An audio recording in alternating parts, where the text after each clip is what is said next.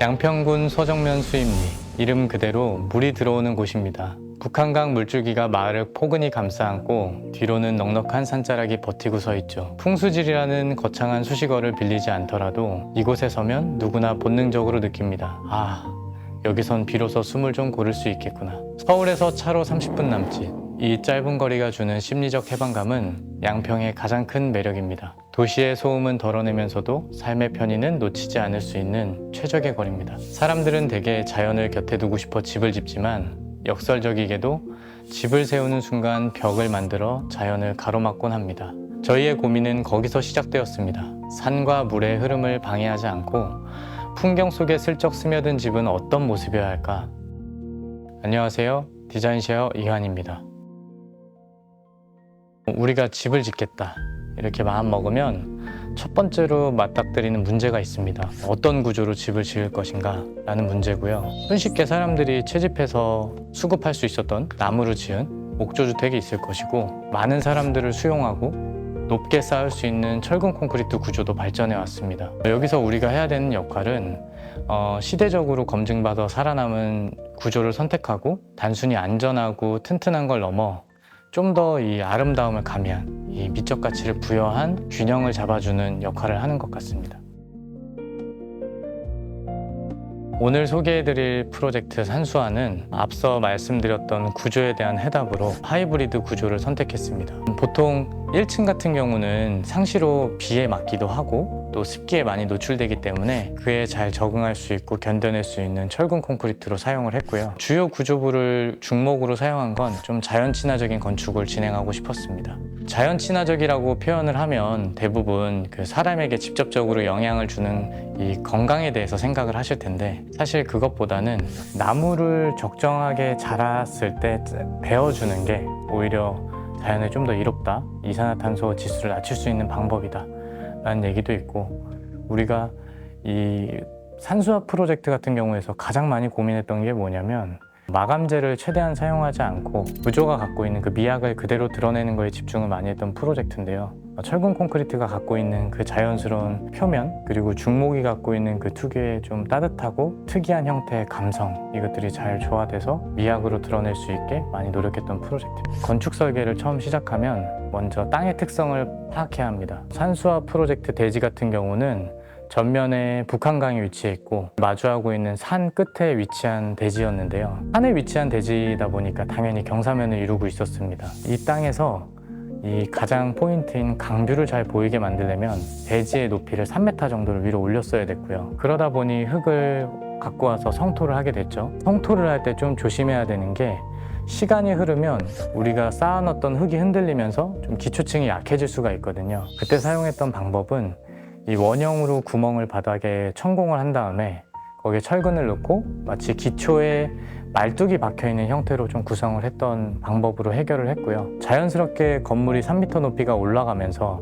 우리가 많이 좀 신경 쓰이는 이 앞건물이 시선에서 노이즈처럼 보여지는 부분이 있어요. 이런 부분도 자연스럽게 좀 해결했던 부분입니다. 우리가 주택을 설계한다 그러면은 각각의 방이 갖고 있는 기능을 배치하게 되는 게 우선입니다. 산수화 프로젝트 같은 경우는 위에서 내려다 봤을 때 부부가 사용하는 공간이 완벽하게 구분되어 있고 자녀와 어머님이 사용할 방도 완벽하게 구분되어 있습니다. 아파트 같은 경우 방과 방이 아예 밀접하게 붙어 있는 경우가 많기 때문에 그게 사실 소음이라든지 아니면 내가 조금 동선을 사용해야 되는 문을 열고 나올 때 마주친다든지 이러한 문제들이 발생하는데, 집을 나에게 맞춰서 설계한다는 건 개인의 프라이버시를 존중해야 된다 생각을 하고, 방과 방 사이에는 항상 버퍼 공간을 만드는 거에 집중을 했습니다. 게스트룸과 자녀방이 있는 부분 중간에는 중정을 조그맣게 만들어서 소음이라든지 시선의 차단을 유도했고요. 공용부에서 부부의 공간으로 진입하는 동선 자체에도 그런 부분을 만들었는데, 이때 중요한 키워드로 작용한 거는 중정이라는 거를 꼭 어느 위치에든 만들어 놓은 것,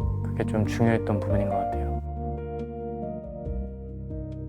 주택을 지을 때 우리가 또 고민해야 되는 부분이 있는데요. 마당의 위치입니다. 대부분의 주택들이 이 건물의 전면에 마당을 위치하게 하고요. 이렇게 됐을 때 우리가 생각해 봐야 되는 부분은 가족들과 고기를 먹는다, 혹은 뭐 편하게 외부에서 커피를 한잔 한다 이럴 때 외부에서 시선이 느껴지면 그것만큼 불편한 게 없을 거예요. 그렇기 때문에 저희 산수화 프로젝트에서는 오히려 뒷마당 개념을 만들어서 건물의 배면 쪽에 마당을 위치하게 만들었고요. 대지가 갖고 있는 특성 중에 우리가 흔히 남향 쪽에 마당을 만들어야 좋다는 얘기는 다 아시잖아요. 대지의 특성상 오히려 건물의 배면에 남향에 위치했기 때문에 마당을 만드는 거에 대해서 더 빠르게 선택할 수 있었고, 주택을 짓는다는 건 내가 얼마나 더 밀접하게 자연과의 관계를 이루는 거에 또 있다고 생각을 하는데요. 그걸 만들기 위해서 공용부와 부부의 공간 사이에도 중정을 만들었고요. 어머니 방과 자녀 방 사이에도 중정을 만들었습니다. 위에서 건물을 내려다보면 어느 위치에서든 이 자연과 밀접한 관계를 만들 수 있는 배치를 만들었던 게 좀 이번 프로젝트의 좀 특징이었던 것 같습니다. 외부에서 보여줬던 자연 친화적인 설계가 이 내부 쪽으로도